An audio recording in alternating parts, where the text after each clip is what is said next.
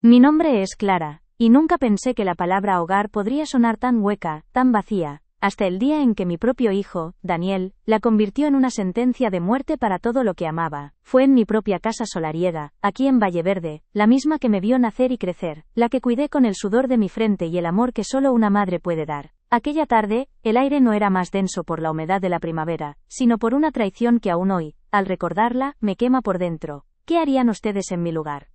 Recuerdo cada detalle de ese día como si fuera ayer. Daniel llegó con su esposa Sofía, arrastrando ese aire de ciudad que siempre me pareció tan ajeno a la sencillez de nuestra tierra. Él, con esa corbata apretada que parecía ahogarle el alma, y ella con una sonrisa de hielo que nunca llegaba a sus ojos. Venían a una reunión familiar, dijeron, pero yo sentía en el ambiente la tensión de algo que no era para celebrar sino para demoler. Mis rosales centenarios, mudos testigos de toda una vida de dedicación, parecían encogerse a mi alrededor, presintiendo la tormenta. Nos sentamos en el salón, bajo el retrato de mi Antonio, mi difunto marido, que parecía mirarme con una pena que yo misma aún no entendía del todo. Daniel, con la voz impostada de quien recita un guión aprendido, soltó la bomba sin mirarme a los ojos, como si las palabras pudieran disolverse en el aire si no conectaban con mi mirada. Mamá, empezó, con un tono que pretendía ser conciliador pero que sonaba a sentencia. Hemos tomado una decisión por tu bien, por tu futuro. Mi corazón, que ya no es el de una muchacha, dio un vuelco doloroso. La decisión, me explicó, era vender la finca. Mi hogar, la tierra que me había dado todo, la herencia de mis abuelos y de Antonio, se iba a convertir en un número en una cuenta bancaria, para aliviar cargas financieras, y para mi cuidado futuro.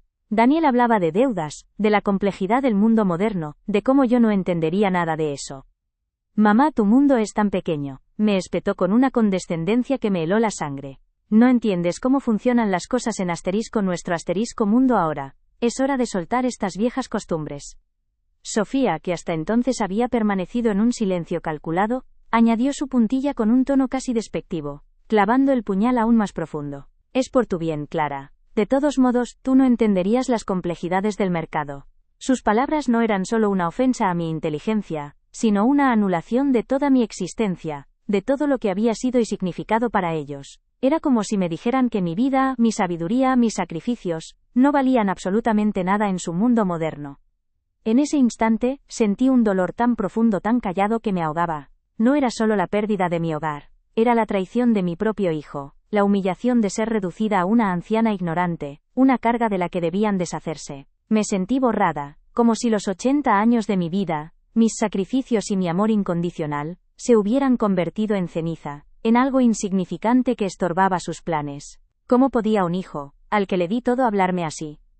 Mi mente, sin embargo, no se quebró. Bajo esa quietud de dolor, una callada determinación empezó a fraguarse, como una raíz profunda que se aferra a la tierra. Mi mano, casi sin darme cuenta, rozó sutilmente el gastado cuaderno de cuero que siempre llevo conmigo, mi fiel compañero, el testigo silencioso de una vida que ellos creían insignificante. Aquel gesto fue una promesa, una silenciosa jura a mí misma de que no me dejaría vencer, de que no permitiría que mi legado fuera pisoteado. La humillación que sentí en ese momento fue el punto de inflexión. No era solo un sentimiento, era una herida abierta, el eco de años de visitas esporádicas, de cumpleaños olvidados, de nietos a los que se les disuadía de acercarse a su abuela. Aquella tarde, la verdad se hizo insoportablemente clara. Para ellos, yo era una reliquia, un estorbo, y mi hogar, una mera mercancía que podían liquidar a su antojo. Todo lo que había construido, todo lo que había amado, estaba a punto de ser arrancado de mis manos. Ellos no lo sabían, pero aquella decisión, tomada con tanta ligereza y crueldad, no sería el final de mi historia, sino el comienzo de un nuevo capítulo. Un capítulo donde la dignidad se recuperaría, no con gritos ni reproches, sino con la sabiduría que solo los años y el dolor pueden enseñar. La semilla de mi venganza silenciosa, de mi justicia, había sido plantada en el mismo instante en que ellos declararon mi mundo pequeño. ¿Qué harían ustedes en mi lugar, con el corazón roto y la dignidad pisoteada? Escuchen mi historia hasta el final y díganme, ¿qué habrían hecho? También, déjenme saber desde qué ciudad me están escuchando. Necesito saber que no estoy sola en esto. Si quieren escuchar más historias como esta, suscríbanse al canal. Mi nombre es Clara, y aunque ahora me vean aquí, rodeada de este silencio que me impone la soledad, mi vida no siempre fue así, tan quieta como un estanque en verano. Nací y me crié en este mismo Valleverde, un pueblo bañado por el sol, donde el aire huele a tomillo y a tierra mojada después de la lluvia, un aroma que aún hoy me transporta a la infancia. Aquí, la tradición se sentía en cada piedra de las calles empedradas, en cada cara arrugada de nuestros mayores, en el eco constante de las campanas de la iglesia que marcaban el ritmo de los días, desde el amanecer hasta el último suspiro del anochecer. Era un lugar sencillo, humilde, sí, pero rebosante de una belleza natural que te entraba por los ojos y te anidaba en el alma, una belleza que yo, de niña, aprendí a amar con cada fibra de mi ser, explorando sus rincones y sus secretos. Mis recuerdos de entonces son de luz, de campos verdes infinitos y de la risa desbordante de los niños jugando sin preocupaciones en la plaza mayor. ¿Se imaginan lo que es crecer con la tierra bajo los pies, sintiendo su pulso, y el cielo inmenso como único techo, sin más ambiciones que la vida misma? Desde muy joven, no fui como las demás muchachas del pueblo que solo pensaban en casarse y formar una familia. No, yo tenía una curiosidad que me quemaba por dentro, una sed de saber que no se aplacaba con la vida de cada día. Me pasaba horas y horas en el campo, agachada, observando cada hoja, cada insecto, cada pequeña flor que brotaba en el camino, preguntándome el porqué de cada cosa, su uso, su propósito. Mi abuela, que era una mujer sabia y de pocas palabras, me enseñó los nombres de las plantas, para qué servían, cuándo se recolectaban con la luna adecuada. Ella me abrió los ojos a un mundo que los demás no veían, el mundo de los remedios tradicionales, de la sabiduría ancestral de la tierra. Y yo, que era muy de ordenar las cosas en mi cabeza, empecé a apuntarlo todo, con una letra que hoy me parecería de una niña pero que ya entonces era clara y ordenada. ¿No es curioso cómo una simple curiosidad puede moldear toda tu vida y convertirla en un camino inesperado? Así fue como, casi sin darme cuenta, me convertí en una herborista autodidacta, una que no había ido a ninguna universidad pero que conocía el campo como la palma de su mano, cada rincón, cada secreto. Mis manos, que ahora están llenas de arrugas y manchas de la edad, entonces estaban siempre sucias de tierra, de barro, de savia, de vida. Y mis cuadernos, mis cuadernos. Desde el principio, los llené de dibujos detallados de cada planta, de recetas para curar el catarro o aliviar el reuma, de observaciones precisas sobre el clima, las cosechas y el comportamiento de los animales. Para mí, aquello no era un pasatiempo, era mi investigación, como yo le decía con orgullo. Era mi forma de entender el mundo, de documentar la vida que me rodeaba, de no dejar que la memoria de la tierra y de nuestros antepasados se perdiera. Cada página era un pedazo de mi alma, un compromiso con el conocimiento que mi abuela me había legado, y que yo sentía la obligación de preservar. ¿Saben lo que es sentir que estás construyendo algo con tus propias manos, con tu propio entendimiento, algo que va más allá de ti misma? Y en medio de todo eso, de mis plantas y mis cuadernos, apareció Antonio. Él no era de Valleverde, venía de un pueblo vecino, y tenía esa mirada de soñador, de quien ve más allá de lo evidente, de lo material. Lo conocí en la feria del ganado, un día de mucho ajetreo y polvo, con el sol pegando fuerte. Él estaba allí, con su sombrero de paja y una sonrisa que le iluminaba la cara, y algo en su forma de mirar me dijo que era diferente, que no era como los demás hombres que había conocido.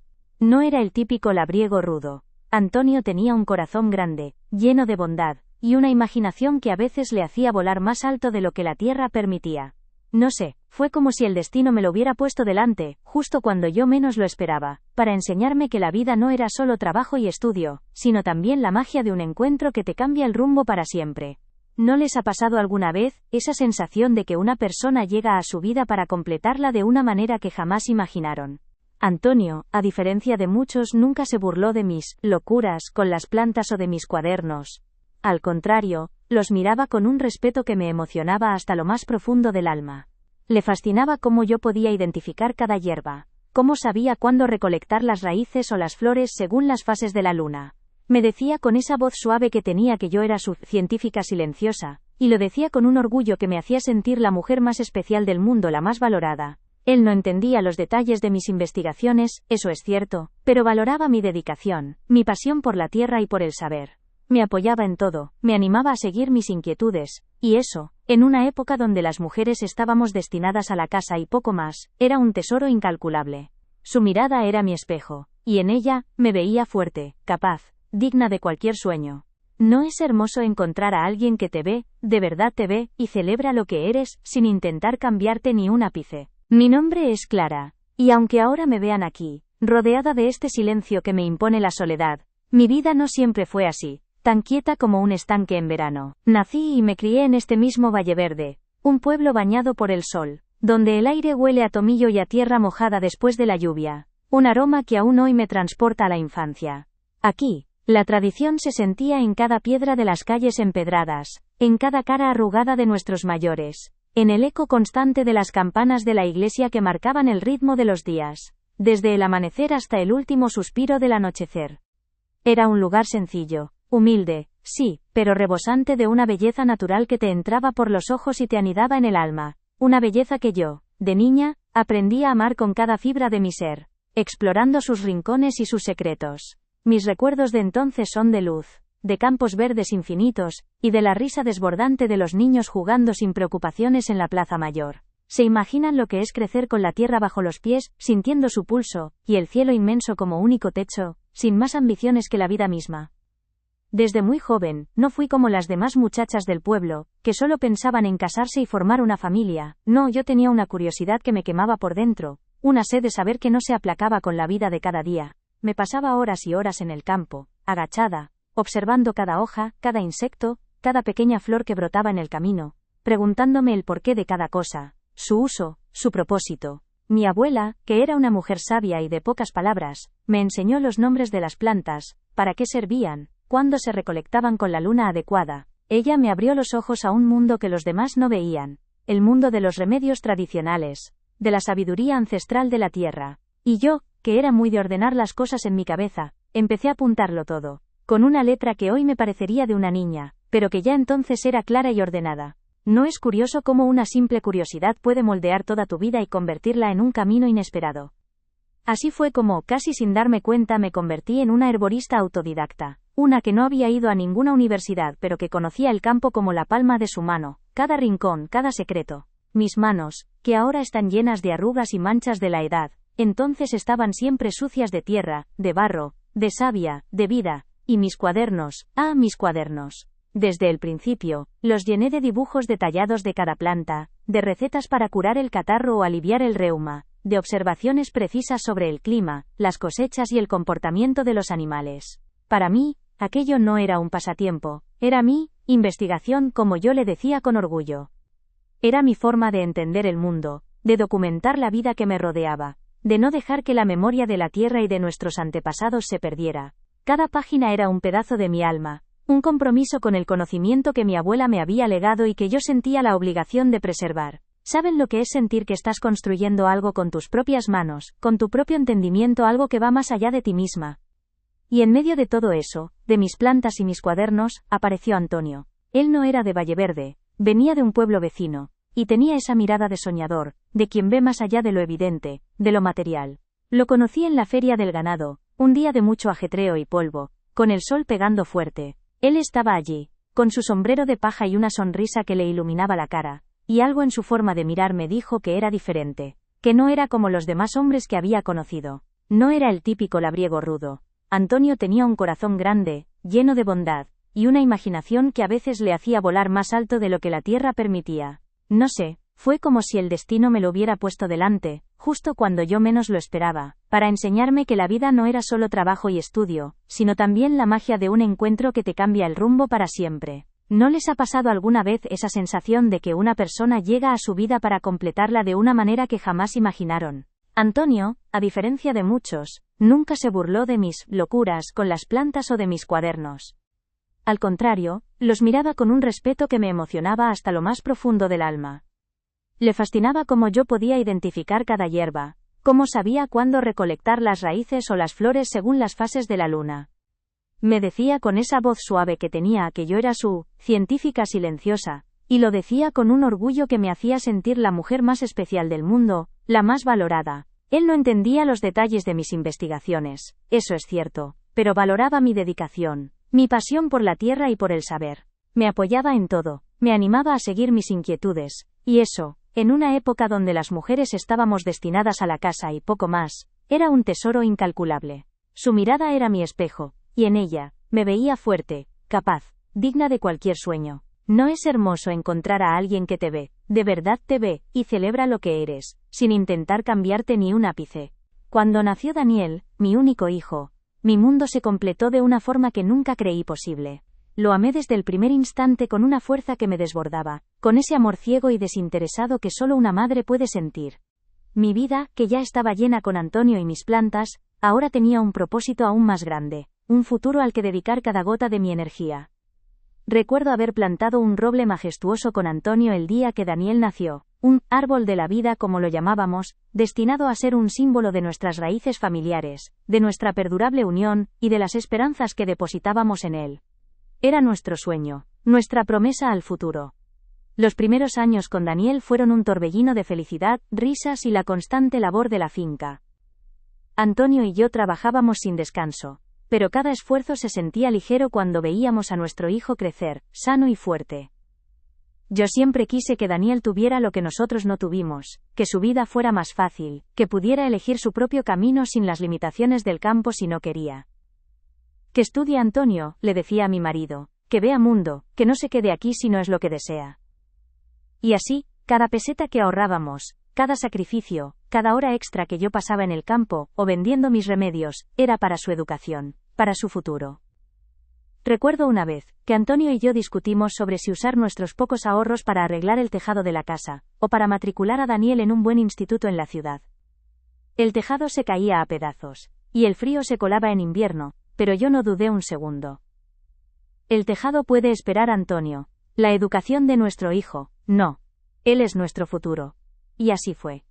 Nos apretamos el cinturón, pasamos algún que otro invierno con mantas extra y cubos para la lluvia, pero Daniel fue a la ciudad, y nosotros, con el corazón hinchado de orgullo, lo vimos partir, convencidos de que hacíamos lo correcto, lo mejor para él. Cuando Daniel se fue a estudiar, las visitas se hicieron menos frecuentes, como era de esperar. Al principio, cada vez que regresaba, aunque fuera por unos días, era una fiesta en casa. La casa se llenaba de su energía, de sus historias de la ciudad, de sus nuevos sueños. Yo escuchaba con devoción, y Antonio sonreía, feliz de ver a su hijo progresar. Pero con el tiempo, esas visitas empezaron a cambiar. Se volvieron más cortas, más apresuradas. Venía con prisa, como si Valleverde fuera una parada obligatoria en un viaje más importante, y no su verdadero hogar. Luego llegó Sofía. Recuerdo la primera vez que la trajo a casa. Era una mujer elegante, de ciudad, con unas manos impecables y una mirada que, aunque intentaba ser amable, siempre me pareció distante, como si Valleverde fuera un lugar exótico que observaba con curiosidad, pero sin verdadera conexión. Ella no entendía el olor a tierra, el silencio del campo, la sencillez de nuestras vidas. Daniel, a su lado, parecía otro. Más preocupado por las apariencias, por lo que Sofía pudiera pensar, que por la calidez de su hogar. Con Sofía en el cuadro, las conversaciones empezaron a girar en torno a las dificultades de la vida en la ciudad, a las deudas, a lo complicado que era todo para ellos. Ya no me preguntaban por la finca, por mis plantas, por la gente del pueblo. Era como si mi vida, mis preocupaciones, fueran insignificantes. Yo intentaba ofrecerles mis remedios caseros cuando se quejaban de algún dolor, o les hablaba de cómo la cosecha iba, pero sus ojos se vidriaban, y Daniel me interrumpía, como si mis palabras fueran un eco de un mundo antiguo que ya no les interesaba. Sofía, con una sonrisa que no le llegaba a los ojos, solía decir cosas como: «Ay, Clara, qué vida tan tranquila la tuya, ¿verdad? Tan ajena al trajín de la ciudad». Y lo decía con un tono que no era de envidia, sino de condescendencia, como si mi vida sencilla fuera un defecto, una ignorancia. Yo sentía cómo me desdibujaba a sus ojos, cómo mis conocimientos, mi experiencia, mi sabiduría de la tierra, se convertían en algo pintoresco, anticuado, incluso inútil. Era una forma sutil de anularme, de hacerme sentir que mi existencia no tenía valor en su mundo. Los cumpleaños, que antes eran una alegría, empezaron a ser momentos de tristeza. El primero, que Daniel olvidó por completo, me sentí como si me hubieran arrancado un pedazo de alma. Esperé la llamada, la felicitación, el pequeño detalle que fuera. Nada. Ni un mensaje. Al día siguiente, cuando le llamé yo, se disculpó con una prisa que me heló el alma, diciendo que el trabajo, que Sofía estaba enferma, que mil cosas. Las excusas eran siempre las mismas, genéricas, vacías. No fue solo ese cumpleaños. Con los años, se convirtió en la norma. A veces llegaba una tarjeta, semanas tarde, con una firma impersonal. Otras, una llamada rápida, llena de ruidos de fondo, como si yo fuera una tarea más en su larga lista. Las fiestas importantes, la Navidad, Nochevieja, que antes celebrábamos juntos, se convirtieron en días de soledad, Mamá, Sofía tiene a toda su familia en Madrid, no podemos dejarles solos, me decía Daniel. Y yo, aquí, con la mesa vacía y el eco de sus risas en mi memoria. Mis nietos, Mariana y Lucas, eran mi rayito de sol, mi esperanza. Cuando eran pequeños venían y correteaban por la finca, curiosos por mis plantas, por los animales. Yo les contaba historias de la tierra, les enseñaba a identificar las huellas de los zorros, a distinguir los cantos de los pájaros. Pero a medida que crecieron, Sofía empezó a limitar sus visitas. No molestes a la abuela que está cansada, les decía aunque yo estuviera llena de energía. No juegues con eso, que te ensucias. Los niños, claro, absorbían todo aquello. Sus visitas se volvieron más breves, más superficiales. Venían sí, pero con una distancia que me dolía. Se sentaban en el sofá con sus tabletas, o hablaban de cosas que yo no entendía, de la vida en la ciudad, de sus amigos. Ya no había esa chispa de curiosidad por el campo, por las historias de su abuela. Se habían convertido en extraños, dos pequeños desconocidos a los que apenas podía tocar, apenas podía abrazar sin sentir una barrera invisible entre nosotros. Recuerdo una tarde, estaban de visita, y yo estaba en la cocina preparando una de sus comidas favoritas, unas croquetas caseras que siempre les encantaban. Desde la cocina, escuché a Sofía decirles a los niños, en voz baja, «Venga, un poco más y nos vamos. La abuela necesita descansar, ya sabéis». Yo no estaba cansada. Estaba preparando comida para ellos, con todo mi amor. Pero esa frase, pronunciada como un susurro, me hizo sentir como una carga, un estorbo que había que tolerar por un rato y luego despachar. Sentí que me estaba volviendo invisible en mi propia casa. Cuando Daniel y Sofía venían, yo era una presencia silenciosa, una figura en el fondo. Las conversaciones fluían a mi alrededor, pero rara vez me incluían.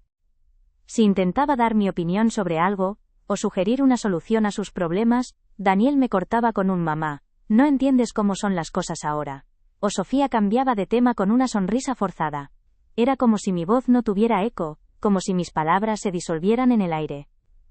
Mis sacrificios de toda una vida, las horas extras, el tejado sin arreglar para pagar su educación, mi salud a veces descuidada por darles todo a ellos, todo eso parecía no significar nada. Era como si se hubieran olvidado de dónde venían, de quién les había dado la mano para que llegaran a donde estaban. La humillación se acumulaba, pequeña a pequeña, como gotas de agua que con el tiempo son capaces de erosionar la piedra más dura. Y yo, que siempre fui fuerte, empecé a sentir el peso de esa erosión. El dolor no era un grito, era un silencio que dolía más que cualquier palabra. Un silencio que me acompañaba cuando la casa se quedaba vacía de nuevo, cuando el coche de Daniel y Sofía se alejaba por el camino de tierra, dejando solo una estela de polvo. Miraba los rosales, el roble que plantamos por Daniel, y me preguntaba qué había hecho mal, dónde me había equivocado para que el amor de mi hijo se hubiera enfriado de esa manera, hasta volverse una indiferencia tan hiriente. Siempre busqué excusas para ellos, el estrés de la ciudad, las presiones del trabajo, la modernidad que nos separaba. Pero en lo más profundo de mi corazón, sabía que no era solo eso. Era una elección. Una elección consciente de distanciarse, de dejarme a un lado. Y esa verdad, desnuda y cruda, me golpeaba una y otra vez, cada vez más fuerte, hasta que ya no pude ignorarla. Se habían alejado de mí, sí, pero también de todo lo que representaba Valleverde, todo lo que era nuestro. Un día, escuché a Sofía hablando por teléfono en el salón, creyendo que yo no estaba. La casa es vieja, Daniel, y tu madre, bueno, ya no está para cuidar de nada. Es un estorbo, una carga que nos impide avanzar. Aquellas palabras, dichas con una ligereza escalofriante, se clavaron en mi alma como puñales helados. No eran suposiciones, no eran miedos, eran la confirmación, clara y cruel, de lo que ya sentía. Para ellos, yo era un obstáculo, una reliquia que estorbaba sus planes. Esa tarde, me senté en mi sillón favorito, el que Antonio me había regalado, y miré por la ventana. Las sombras se alargaban en el jardín, y el roble de Daniel se alzaba majestuoso contra el cielo anaranjado. Ya no había tristeza en mi mirada, solo una quietud inmensa, la calma que precede a la tormenta. Había cruzado el umbral del dolor y había entrado en el de la certeza de que mi hogar, mi vida, mi legado, estaban en juego, y que la hora de la verdad había llegado. Comprendí entonces que la decisión de vender la finca, el hogar que me había visto nacer y que Antonio y yo habíamos levantado con tanto esfuerzo, no era un acto repentino, sino la culminación de años de abandono. Era la manifestación más cruda de su desinterés, de su desprecio por mis raíces, por mi vida. No era por mi bien, como decían, era por el suyo. Era para deshacerse de una carga, de un estorbo, de una anciana que no encajaba en su mundo moderno. La humillación que sentí en ese momento fue el punto de inflexión. No era solo un sentimiento, era una herida abierta, el eco de años de visitas esporádicas, de cumpleaños olvidados, de nietos a los que se les disuadía de acercarse a su abuela.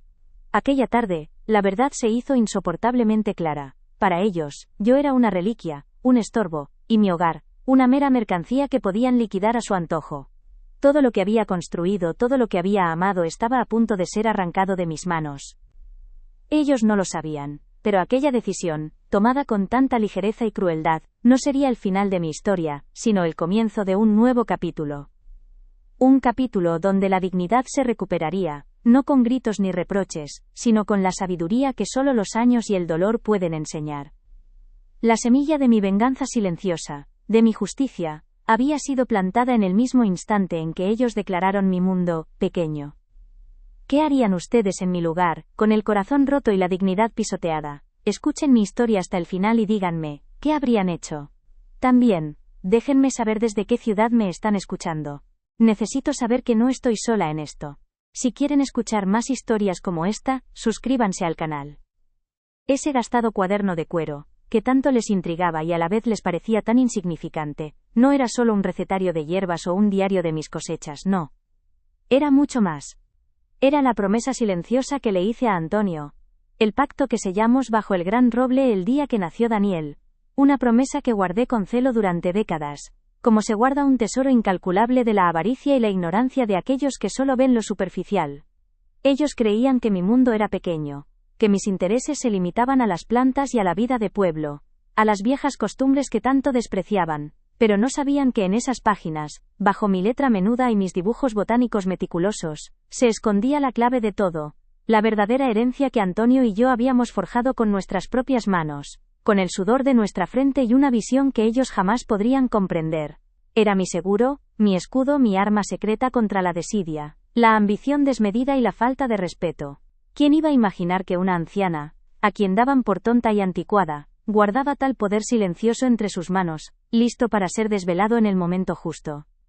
Desde que Antonio y yo nos casamos, él siempre tuvo una visión que iba más allá del día a día del campo. Era un soñador, sí, pero también un hombre con los pies en la tierra, y me decía, Clara, esta tierra es más que labranza. Es nuestra vida, nuestro futuro, y tenemos que protegerla para que nadie nos la arrebate, ni siquiera nuestros propios hijos, si se les nubla la vista con las luces de la ciudad. Él, con su intuición, presintió que el mundo cambiaría, que la gente se olvidaría del valor de la tierra, y buscaría solo el dinero rápido. Y yo, que siempre fui de fiarme de su buen juicio, tomé sus palabras como una misión, una tarea que me encomendaba para cuando él ya no estuviera.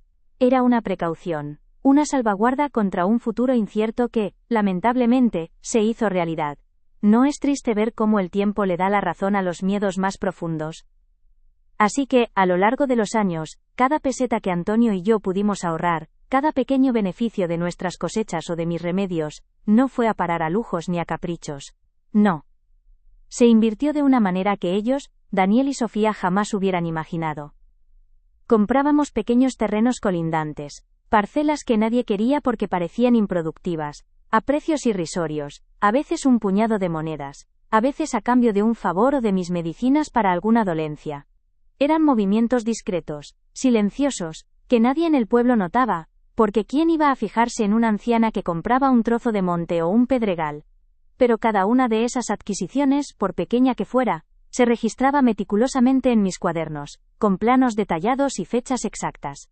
Era una telaraña que tejíamos sin prisa, con la paciencia que solo la tierra enseña. La razón de guardar todo esto en secreto era, precisamente, proteger el verdadero legado de nuestra familia de una explotación cortoplacista, de la avaricia que Antonio tanto temía. Sabíamos que, si Daniel conocía la verdadera extensión y el potencial de nuestra propiedad, la malgastaría, la vendería por 4 duros al primer postor, sin entender su valor real, su historia, su alma. Queríamos que tuviera una base segura para el futuro, sí, pero solo si la necesitaba de verdad, Si la vida le ponía contra las cuerdas y no por capricho o por deudas mal gestionadas. Era una red de seguridad, no una mina de oro para el derroche. Y sobre todo, era una promesa a Antonio, que su tierra, nuestra tierra, no se perdería, que su memoria perduraría a través de ella, intacta, valiosa para siempre. Y fue precisamente mi amor por la tierra, mi curiosidad insaciable por cada rincón de Valleverde, lo que me llevó a descubrir el secreto más grande. Durante años exploré cada sendero, cada monte, cada riachuelo, no solo buscando hierbas sino comprendiendo la geología, la historia del lugar. Un día, mientras buscaba una variedad rara de musgo en una zona olvidada de la finca, cerca de unas viejas canteras abandonadas, noté una formación rocosa inusual. Mi intuición, esa que mis abuelos me enseñaron a escuchar, me dijo que había algo más. No era una roca cualquiera. Mis cuadernos estaban llenos de observaciones sobre la composición del suelo en esa zona, de cómo el agua se filtraba y de los colores extraños que a veces tomaba la tierra. Decidí investigar más a fondo, con esa persistencia que muchos confundían con la tozudez de una anciana. Pasé meses, casi un año, volviendo a ese mismo punto, observando, tomando muestras, consultando mis viejos libros de geología que Antonio me había regalado, algunos escritos en lenguas que apenas entendía pero con ilustraciones que me daban pistas. No era una búsqueda científica formal, claro, era la de una mujer de campo con una curiosidad insaciable y una intuición aguda. Recopilé rocas, las machaqué, las observé con mi lupa de relojero, y los resultados, aunque rudimentarios, me sorprendieron. Había algo, un brillo, una densidad que no cuadraba con las piedras comunes de la región. Era una especie de beta, un yacimiento mineral que nadie había detectado, oculto bajo capas de tierra y vegetación, olvidado por los años y por la falta de ojos curiosos.